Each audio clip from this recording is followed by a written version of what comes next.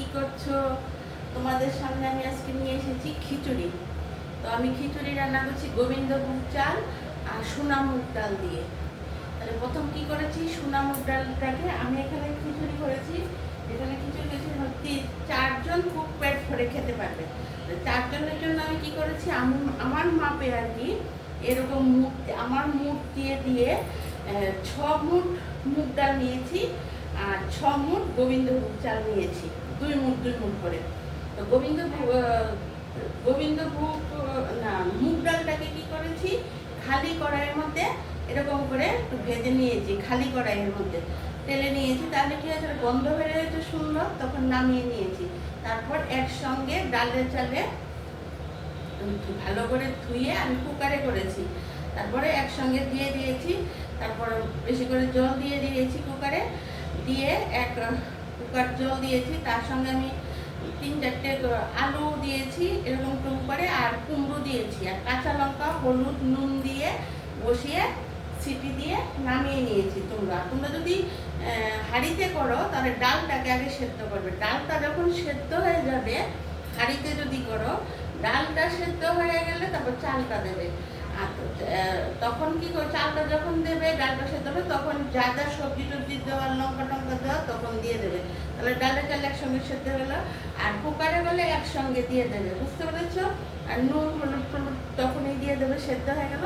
এবার হয়েছে পুরনটা দিচ্ছি, বুঝতে পেরেছো? সেদ্ধটা কি করবে, কুকারে দিলে একসঙ্গে দিয়ে নুন হলুদ লঙ্কা দিয়ে দেবে। আর যদি হাঁড়িতে করো, ডালটাকে আগে সেদ্ধ করে তারপর চালটা দেবে, আর সবজি টবজিগুলি দিয়ে দেবে, নুন হলুদ।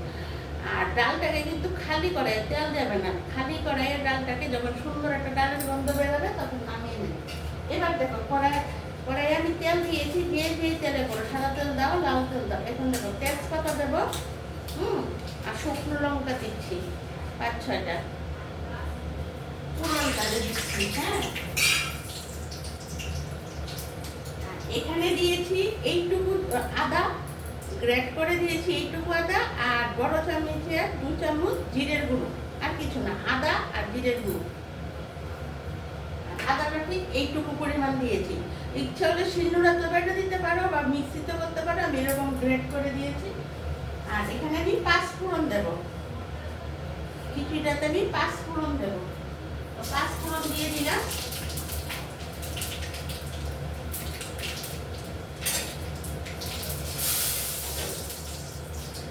আর কাঁচা লঙ্কা কিন্তু খিচুড়িতে আগে দিয়ে দিয়েছি। এই দেখো, এবার আদা আর জিরের গুঁড়োটা দিয়ে দিয়েছি, দিয়ে ফোড়নটা দিয়ে এবার খিচুড়িটার সঙ্গে মিক্সিং করে যাবে।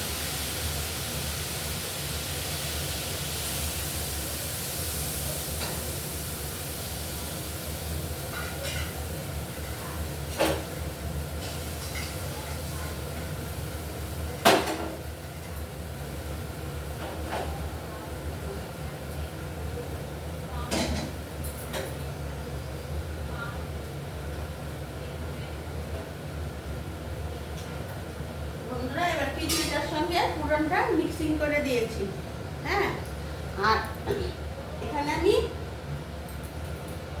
চামচটা নিয়ে নিই, 1/2 চামচ ঘি দেবো। তোমরা যদি কেউ ঘি না খাও দেবে না, যদি কারোর অসুবিধা হয় তবে খিচুড়িতে একটু ঘি দিলে ভালো লাগে, একটু ঘি দিচ্ছি।